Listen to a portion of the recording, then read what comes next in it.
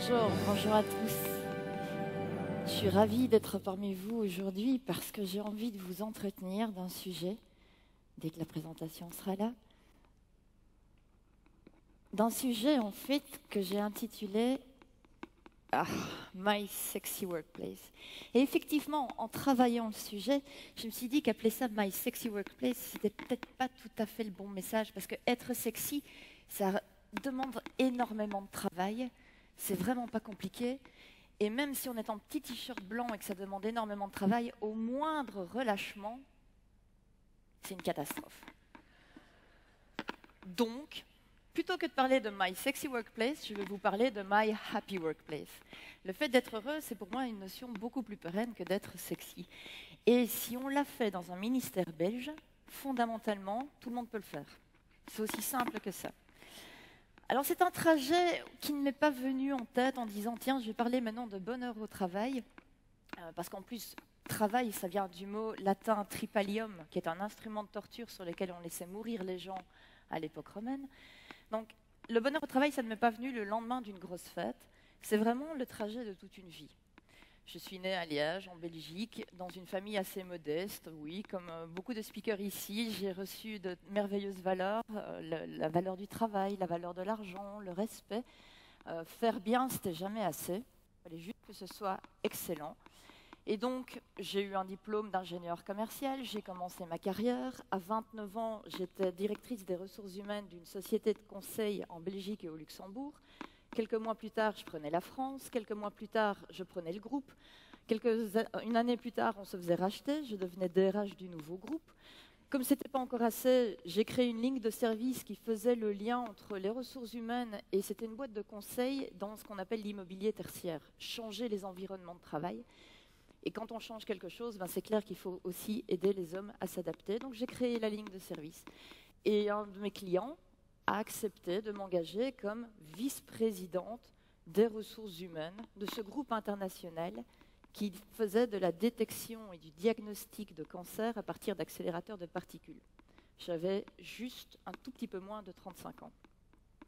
Donc dans le genre jolie carrière, qui va très très vite, qui va très très haut, 51 points de contact dans le monde, 13 pays, 3 continents, allons-y gaiement, je vivais entre 2 aéroports et la nuit.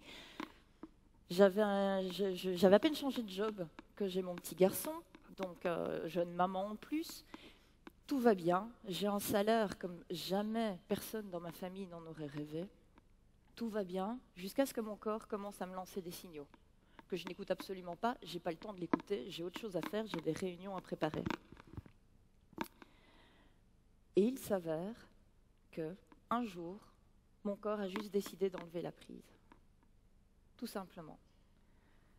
Déchirure de ligaments, c'est pas compliqué, ma infection totale des voies respiratoires, et je suis en burn-out.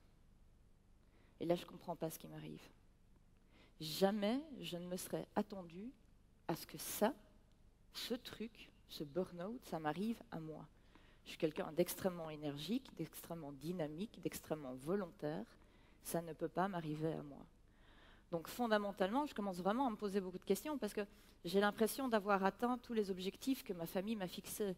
Monter haut dans la hiérarchie, faire évoluer ma carrière rapidement, gagner énormément d'argent, voyager en première classe dans des endroits absolument phénoménaux, diriger énormément de personnes. Faux. Ça ne me rend absolument pas heureuse. Donc, comme un vice-président, c'est pas malade, ils m'ont licencié, aussi simple que ça. Ok. Et donc là, il a fallu que je retrouve mon calme. Il a fallu que je me reconstruise. Pendant 11 mois, je me suis posé énormément de questions. Et je me suis demandé ce que j'allais bien pouvoir faire. J'ai décliné des dizaines d'appels de chasseurs de tête qui me demandaient de reprendre des jobs tout à fait similaires à Londres, à Genève, à New York. Hors de question, ça ne m'intéressait pas. Je ne voulais plus voir un avion de près, de loin, ni un train de gare. Non, rien. Je voulais juste ne plus voir personne. Et puis, mon meilleur ami, qui est devenu mon mari entre-temps, m'a dit « Écoute, tu devrais aller dans la fonction publique, tu devrais aller dans un ministère. » Et là, je me suis dit, mais c'est moi qui suis en burn-out, c'est moi qui ne vais pas très très bien. Donc, puis je me dis, mais c'est mon meilleur ami, donc il ne doit pas me vouloir de mal. Et peut-être bien que finalement, je vais pouvoir aller dans un monde qui est le plus improbable, aller parler de bonheur au travail. Et donc en 2009, j'ai rejoint le ministère belge de la Sécurité sociale. J'ai divisé mon salaire, enfin j'ai enlevé 56% de ma rémunération, parce que le secteur public, ça ne paye quand même pas comme le secteur privé.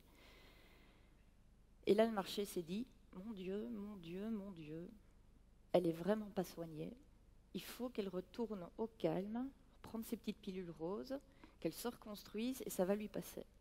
Et en fait, non.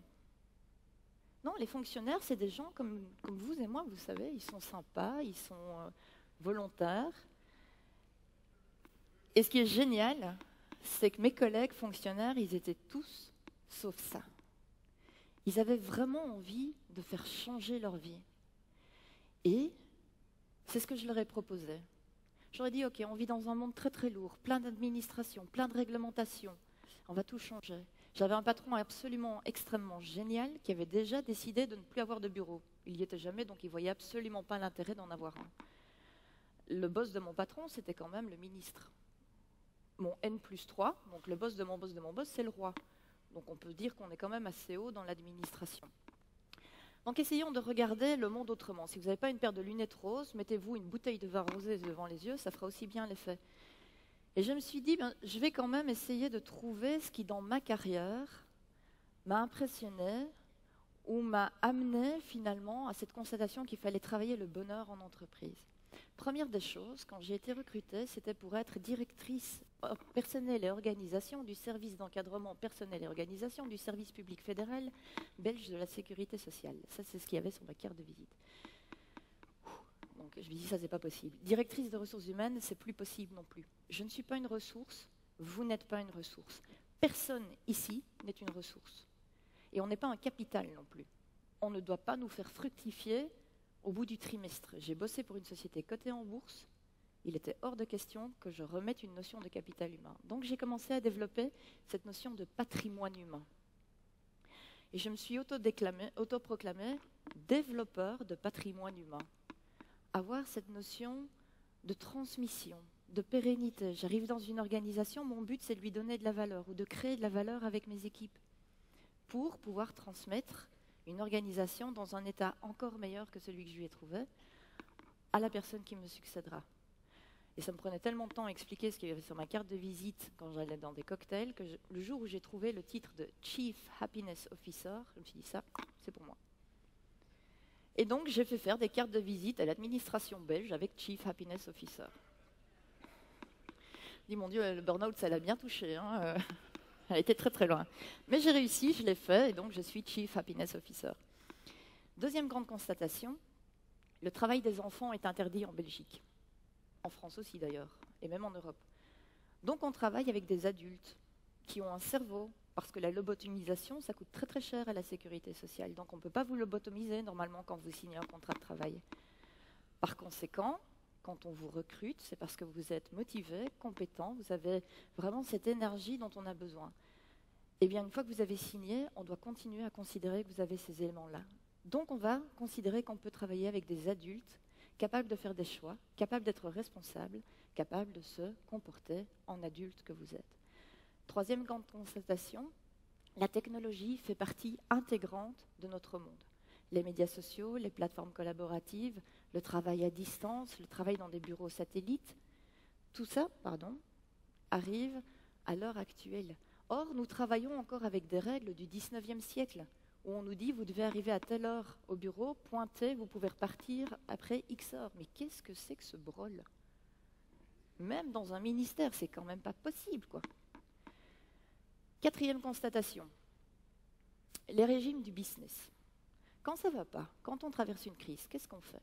Des plans de restructuration, on revoit tous les processus, on fait du lean, on fait du activity-based costing, on fait du cost-cutting, on coupe les coûts, on réduit tout, on ne met plus de petits biscuits avec le café. C'est comme les régimes.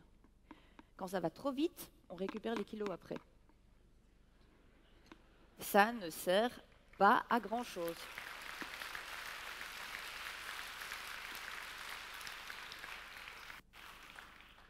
Et alors là, je vous jure que le comité de direction, quand je leur ai dit ça, ils m'ont dit « Mais franchement, Laurent, il faut que tu arrêtes. Je suis arrivée avec une méthode pour changer le management, le leadership, et je leur ai dit, un des piliers, ça va être Don't manage, love. Arrêtez de gérer, apprenez à aimer les gens avec lesquels vous travaillez. Vous vivez plus d'heures éveillées avec eux en journée que ce que vous n'en passez avec vos familles, vos amis, vos enfants le soir. Arrêtez d'avoir une double personnalité. Sympa à la maison, détestable au bureau. Vous vous épuisez. Soyez un, soyez unique. Et donc, fort de tout cela, j'ai vraiment développé une stratégie basée sur le bonheur au travail, puisque le bonheur, c'est la seule chose qui se dédouble si on la partage. En temps de crise, c'est carrément formidable. Le problème, c'est que l'objectif d'une organisation, qu'elle soit privée, publique, petite, grande, nationale, internationale, c'est d'être performant. Mais il n'y a personne qui se lève le matin en disant « Moi, aujourd'hui, je vais être performant ». Sauf si on fait un TED ou qu'on est un sportif.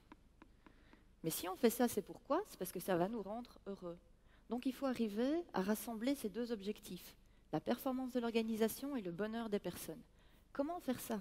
Parce que si je vous demande votre définition du bonheur, on est à peu près 800 ici, il va y avoir 800 définitions différentes.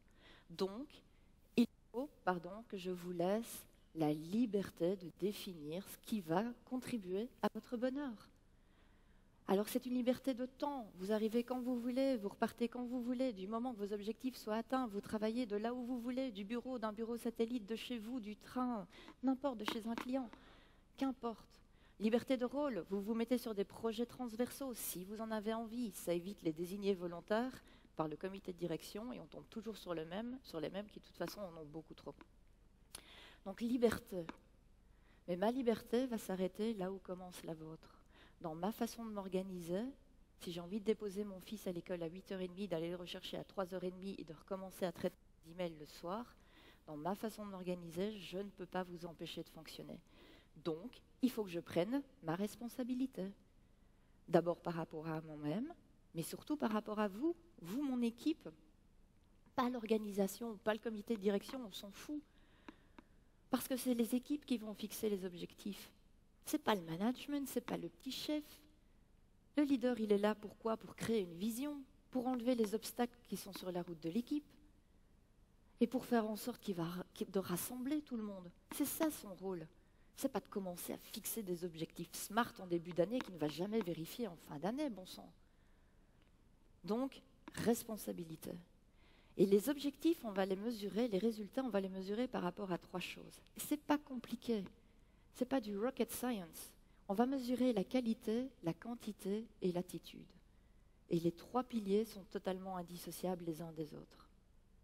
Et c'est comme ça qu'ensemble, on va atteindre le succès. Donc l'équation, 4 mots, liberté plus responsabilité et créateur de valeur pour l'organisation de performance, performance durable et de bonheur pour ses collaborateurs. Vous allez me dire, ok, c'est une Belge, c'est une blague. Non. Je ne crois plus non plus au Père Noël, même si de temps en temps, ça me fait super plaisir de voir mon fils qui y croit encore. C'est plein d'éléments positifs. Très égoïstement, je pars de ma petite personne, j'ai été élue DRH de l'année en 2012 par mes pairs. J'ai écrit un bouquin qui est dans les 3 nommés pour le prix le 26 novembre du stylo d'or de l'Association nationale des DRH français. Donc c'est cool, je dépasse mes frontières. J'ai démissionné le 30 septembre. Enfin, j'ai quitté même le 30 septembre. J'ai démissionné bien plus tôt. J'ai lancé ma propre société. Je ne suis pas remplacée. On est le seul ministère en Belgique où il n'y a plus de DRH. J'ai une équipe qui est tellement formidable, où la stratégie est tellement claire, parce qu'on l'a co-créée ensemble. Tout est planifié jusqu'en 2016. Quel est l'intérêt d'aller me remplacer? Ils sont juste sensationnels. Laissons-les travailler, bon sang. Il n'y a pas besoin d'un chef pour ça. Ça, c'est ma petite personne. Au niveau de l'organisation de ce ministère, il n'y avait pas un bureau pour une personne. Il y avait 6 bureaux pour 10 personnes. Personne n'avait de bureau. On permettait à 92% de notre personnel de faire du télétravail, jusqu'à 3 jours par semaine. Mais c'est liberté, ce n'est pas obligatoire. Donc 69% faisaient du télétravail. Ça nous permet d'économiser 12 millions d'euros par an de frais de location de bâtiments, d'espace, de diviser par 2 nos consommations énergétiques, nos frais de maintenance, nos frais de nettoyage, alors que tous les bureaux sont nettoyés tous les soirs. En matière d'écologie, c'est absolument extraordinaire. En matière humaine, alors que tout le monde nous a dit « mais vous allez vous casser la figure, vous allez quand même vous adresser à des fonctionnaires, des gens qui sont malades le lundi, en formation le mardi, en congé le mercredi, en grève le jeudi, et donc fatigués le vendredi, fatalement. Ils vont tous partir. » 88% de mes collègues se disent heureux à très heureux de travailler au ministère. 84% en sont fiers. Pendant 4 ans, plus de 500% de candidatures spontanées, ce qui est absolument ingérable. Un leader sur 2 est une femme. 39% des fonctions supérieures sont occupées par des femmes. On ne doit plus choisir entre sa vie de maman et sa vie de manager. On a promu énormément l'usage des médias sociaux. 74% de notre staff utilise les plateformes collaboratives. Pourtant, 40% ont entre 50 et 59 ans, donc on n'est pas du tout une boîte de geeks. Ça, c'est pour l'organisation. Et on a essayé de rayonner au-delà. Donc, avec Jean-Paul Erhardt, mon partenaire et mon mari, on a créé les Happy Organisations. On a sauté sur l'occasion du fait que l'ONU, l'année passée, a voté une circulaire qui a décrété que le 20 mars serait Journée internationale du bonheur. On l'a lancée en Belgique. On rassemble tout à fait gratuitement les organisations qui croient que le bonheur de leurs collaborateurs est important. Et donc, nous avons à l'heure actuelle plus de 70 organisations qui font partie des Happy Organisations et c'est 380 000 salariés touchés. 380 000 salariés dont les patrons s'intéressent à leur bonheur. On n'est pas peu fiers de celle-là. Si vous avez envie de nous rejoindre, c'est totalement gratuit. Mais ce que je veux vous dire aussi, c'est que vous êtes tout à fait également en mesure de lancer ce mouvement et de devenir le Chief Happiness de votre propre carrière. Dès lundi, vous avez en main un certain nombre d'éléments pour vous permettre vous-même de définir quels sont ces éléments qui vont contribuer à votre bonheur au travail et au bonheur de vos collaborateurs. Alors, qui vient avec moi lundi pour devenir Chief Happiness Officer ? Construisez votre Happy Workplace parce que vous le valez bien. Merci beaucoup.